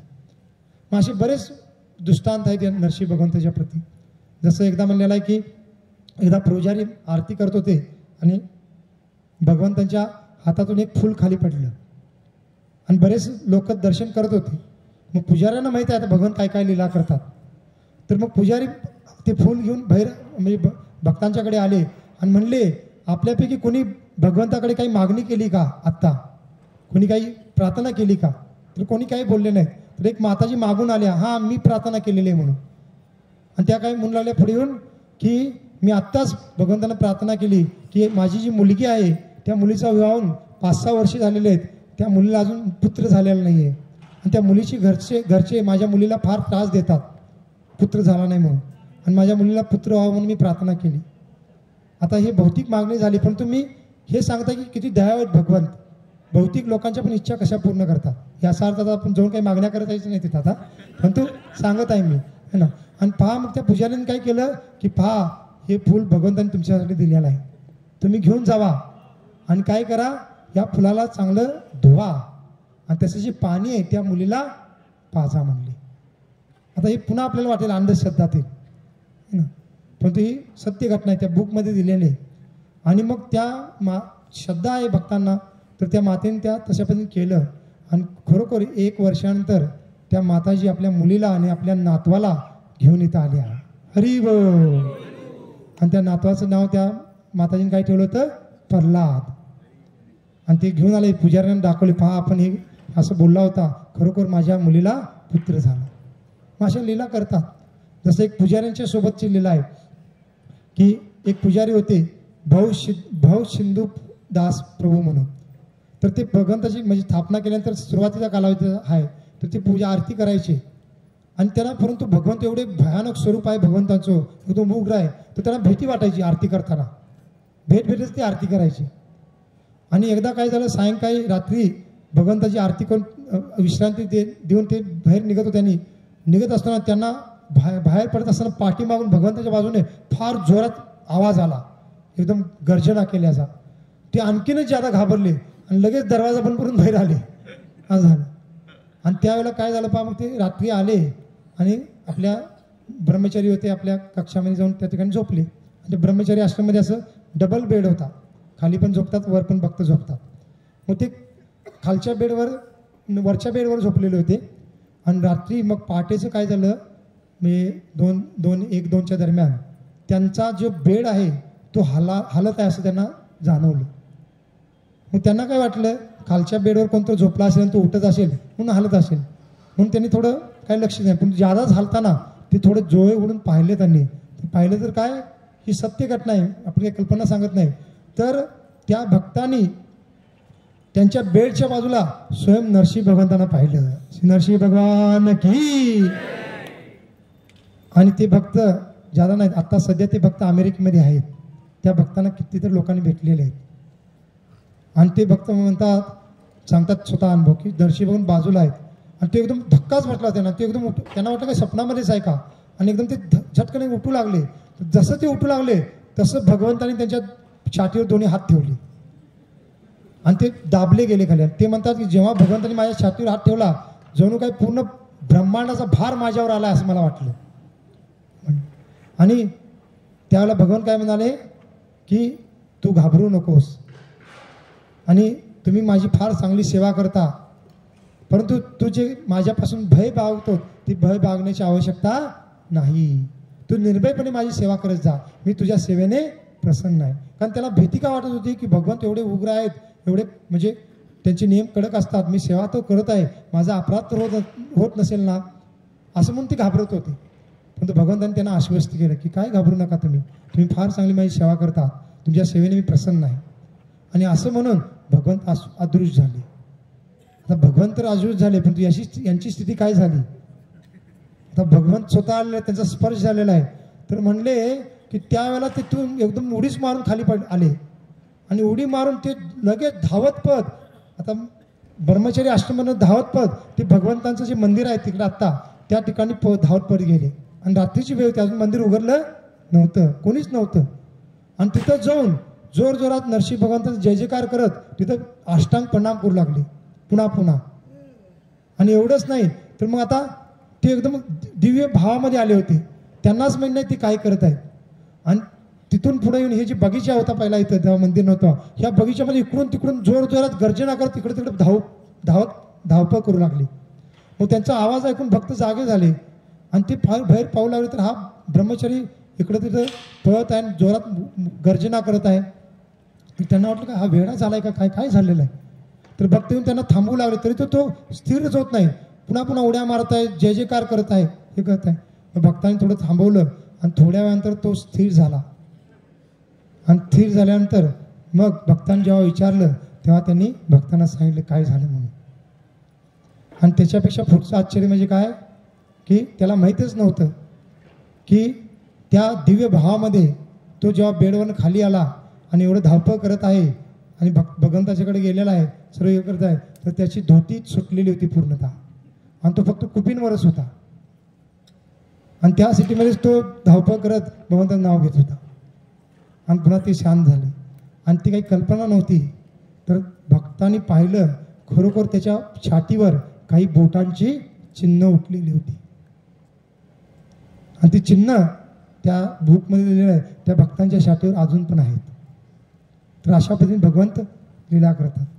आणखीन एक लीला आहे की एका धनाढ्य व्यक्तीने काय केलं, भगवंतांच्या छातीत डोळे म्हणून फार अनमोल असे पिवळे रत्न आणले. कारण भगवंताच्या डोळ्यात ते म्हणजे असे रत्न आहेत. त्याचे विशेष पहिला भगवंताचे मूळ डोळे कसे आहेत, लाल आहेत, फार क्रोध स्थितीमध्ये आहेत ना. मग त्यांनी काय केलं, धनाढ्य व्यक्तीने फार महागडे असे पिवळे रत्न आणले आणि ते डोळे म्हणून लावा म्हणून दिले.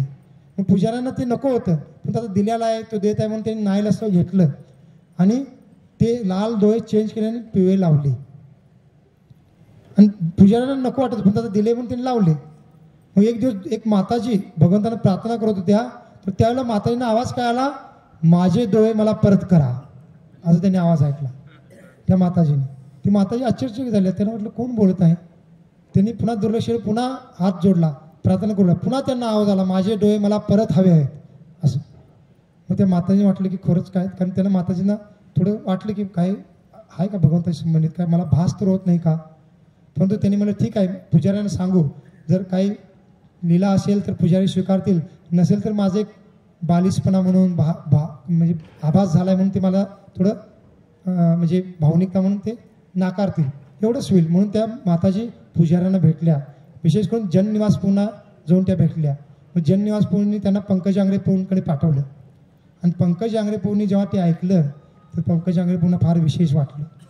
कारण त्या माताजींना माहीत नव्हतं की भगवंताचे डोळे बदललेले आहेत. आणि पंकज आंग्रे पुणे त्या माताजींना काहीच बोलले नाहीत, कारण आता भक्तांची चर्चा करून ते करायला पाहिजे. आणि काही दिवसानंतर जेव्हा माताजी पुन्हा आल्या दर्शनासाठी, तर त्यांनी पाहिलं की भगवंताचे जे पिवळे डोळे नव्हते त्यांना पुन्हा पहिले लाल डोळे बसवले होते. आणि त्यावेळेला माताजीने मग पुन्हा पुजाऱ्यांना जाऊन भेटल्या आणि म्हणाल्या की तुम्ही डोळे बदलला, तर पहिला जे पिवळे होते मग याच्या मागचं काय कारण आहे. मग पुजाऱ्यांनी सांगितलं त्यांना की तुम्हाला जे काही जे आवाज ऐकवला तो खरोखर भगवंतच तुम्हाला बोलले, तुम्ही किती भाग्यशाली आहात. कारण काही दिवसापूर्वीच आम्ही भगवंतांचे जुने डोळे बदलले होते आणि नवीन डोळे लावले होते, परंतु कदाचित त्याला ते प्रिय वाटले नाहीत म्हणून त्यांनी तुम्हाला तुमच्याद्वारे ते उपदेश दिला आणि आता ते डोळे बदलले. पहा आता गेल्यानंतर एकदम लाल डोळे आहेत त्यांचे. अशा भरपूर अद्भुत लीला भगवान करतात. एकदा एक कुटुंबाचा मुलगा पोहून गेलेला होता आणि त्यांना माहीत नाही कुठून कळालं की तो ह्या भागामध्ये आहे. मग ते इथं शोधत आले, वेगळ्या मंदिरमध्ये शोधत होते आणि कुठंच त्यांचा मुलगा मिळाला नाही. आणि त्या माताजी शेवटी इथं आल्या मंदिरमध्ये, आपल्या इस्कॉनच्या मंदिरमध्ये, आणि नरसिंह भगवंताच्या समोर येऊन त्या प्रार्थना करू लागल्या त्यांच्या पुत्राला प्राप्त म्हणजे तो मिळावा म्हणून. आणि जसं ते नरसिंह भगवंताच्या समोर प्रार्थना करत होत्या तसंच एक मुलगा त्यांच्या समोरनं इकडे पुढे गेला निघून. आणि त्यांनी पाहिलं तर तो कोण होता, त्यांचाच मुलगा होता. भगवंत असं इन्स्टंट काय करतात, इच्छा पूर्ण करतात. मग असे बऱ्याच लीला आहेत. एक पंकज आंग्रे पोहनीत जसं जगन्नाथजींच्या लीलेवर छोटं बुक लिहिलेलं आहे, राजापूरच्या जगन्नाथजींच्यावर आधारित, तसं नरसिंह भगवंताच्यावर आधारित पण ते बुक लिहिलेलं आहे. आपण मिळालं तर घ्या, या 20-30 रुपयाला मिळेल. त्याच्यामध्ये असे छोट्या छोट्या बरेच प्रसंग सांगले आहेत. त्यामुळे भगवंत फार फार म्हणजे जागृत आहेत, विशेष आहेत. आणि आपण त्यांना मग आपल्या भक्तिमय प्रगतीसाठी प्रार्थना केली पाहिजे. आपण काय भौतिक प्रार्थना केली नको पाहिजे. आपण भक्त आहोत. भौतिक लोक भौतिक प्रार्थना करतील, त्याच्यामुळे त्यांची ती पण म्हणजे ती पण एक प्रकारे योग्यच आहे. कारण ते भौतिक प्रार्थना देवी देवतांकडे जाऊन करतील तर ते आणि कर्मकांड विधीच करत राहतील. पण तिथून प्रार्थना भगवंतांनी त्यांची पूर्ण केली तर किमान त्यांची श्रद्धा वाढते आणि पुढे जाऊन ते भक्त बनतात. परंतु आता आपण त्या स्थितीतून वर आलेलो, आपण काही कर्मकांड लोक नाही, आपण भक्त आहोत. आपण त्यांना भौतिक प्रार्थना केली नको पाहिजे. आपण काय प्रार्थना केली पाहिजे की भगवंता, जसं तुम्ही हिरण्यकशिपूचा वध केला तसं माझ्या हृदयामध्ये पण काम, क्रोध, मोह, लोभ, मद, मत्सर असे अनंतरूपी हिरण्यकशिपू वास करतात. तुम्ही काय करा, त्यांचा नाश करा. माझं हृदय शुद्ध करा आणि त्या हृदयामध्ये तुमच्याप्रती माझा प्रेमभाव विकसित करा, ही आपण प्रार्थना केली पाहिजे. आपल्या भक्तिमय कार्यातले जे विघ्न आहेत ते दूर करा, ही प्रार्थना केली पाहिजे. आणि पहा, भगवान फार दया आहेत, कृपाव आहेत, आपल्याला त्यांचा अनुभव प्राप्त होईल. श्री नरसिंह भगवान की, शील प्रभुपाद की, श्री उग्र नरसिंह भगवान की, श्री भक्तराज प्रल्हाद महाराज की, ताई गौर प्रेमानंदे. हरी हरी हो. जाता जाता नरसिंहारती म्हणून जाऊया, चालते आपण नरसिंहारती म्हणून. पहा, इथं नरसिंह भगवत येणार आहेत, त्यांच्या स्वागतासाठी म्हणून आपण नरसिंहारती गावा. इथून मग डायरेक्ट आपण गौर आरती गायला जावा मंदिरामध्ये. मुर्जून करता नाही.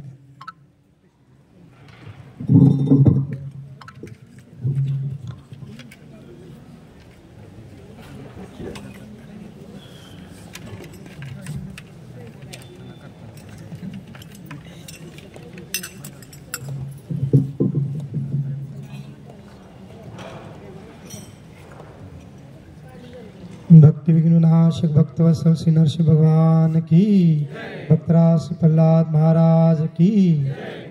आता ही आत्ताची जी नरसिंहारती आहे ही आपण, हे मंदिर जे बांधलं जात आहे त्याच्यामध्ये काही थोडे बहुत विघ्न असतील ते दूर होत आणि मंदिर लवकरात लवकर पूर्ण हो, ह्यासाठी प्रार्थना स्वरूपात गाऊया. तर सर्वांनी ज्या विग्रहांचं आपण 3-4 दिवसामध्ये दर्शन केलेलं आहे ते मनोमन आपल्या हृदयामध्ये स्मरण करा आणि त्यांच्या रूपाचं चिंतन करत आपण भगवंतांना प्रार्थना करत आरती म्हणा. नमस्ते नर सिंहाय, नमस्ते नर सिंहाय, नमस्ते नर सिंहाय,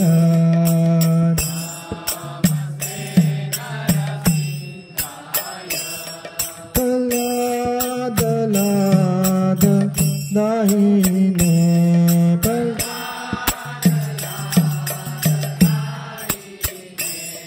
प्रल्हाद लाद दाहिने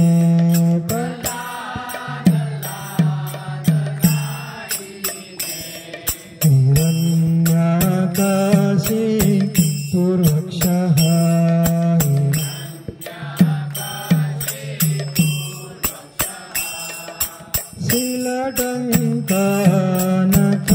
शीलटङ्कनकालये,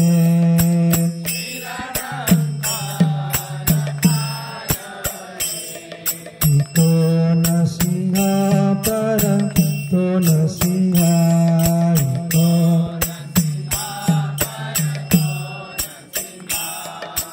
यतो यतो यामि ततो न सिंहा,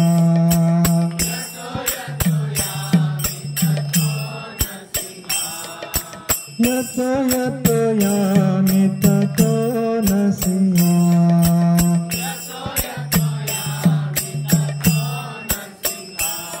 बहे न सिंगारुद हे न सिंगा, बहे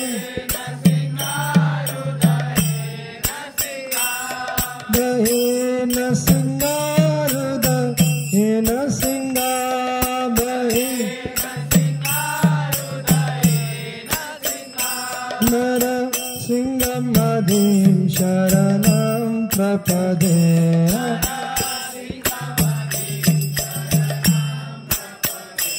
नर सिंहमधिं शरणं प्रपदे, नर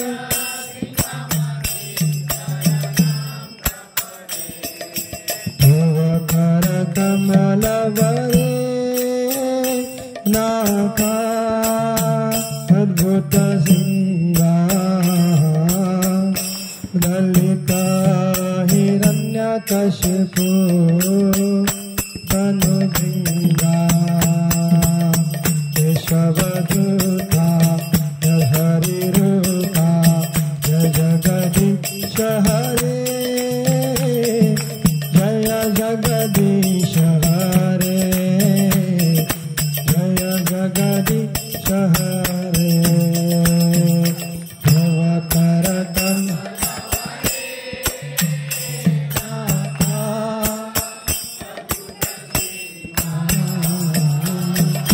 ललिता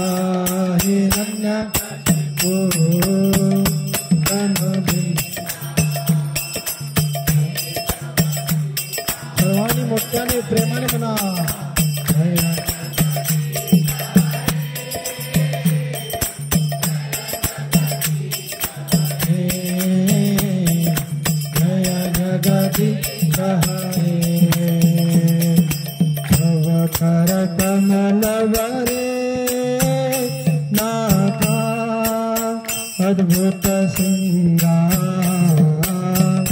दलित हिरण्यकशिपु तनुबिंगा केशवधूताधर हरिरूपा जय जगदीश हरे जय जगदीश हरे जय जगदीश हरे अवतार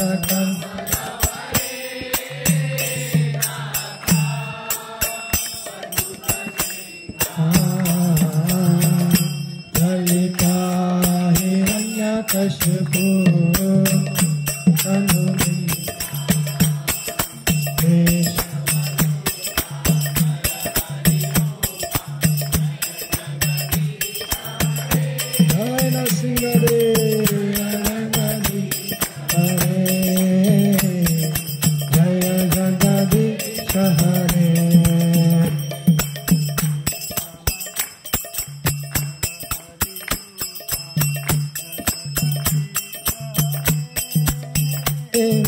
जय जगदीश हरे जय जगदीश हरे जय केशवधूताधर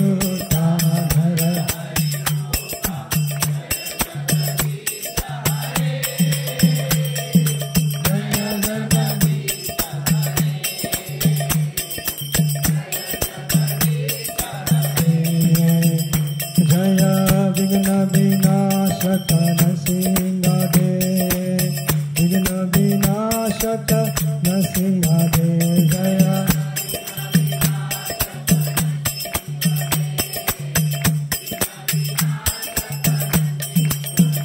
जय नर हरि नर हरि नर हरि जय नर हरि जय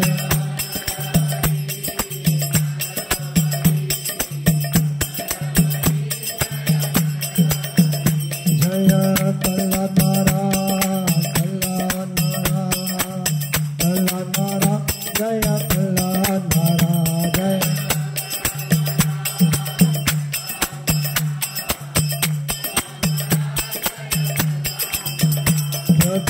प्रभुपाद प्रभुपाद प्रभुपाद प्रभुपाद जय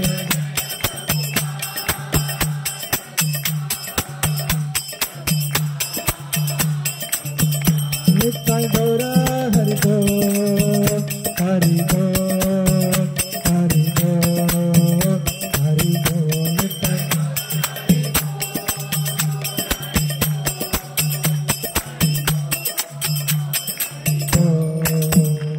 नित्य गौर प्रेमानंदे हरि भक्ति विघ्ननाशक भक्त श्री नरसिंह भगवान की भक्तराशि प्रहलाद महाराज की शील प्रभुपाद की दाई गौर प्रेमानंदे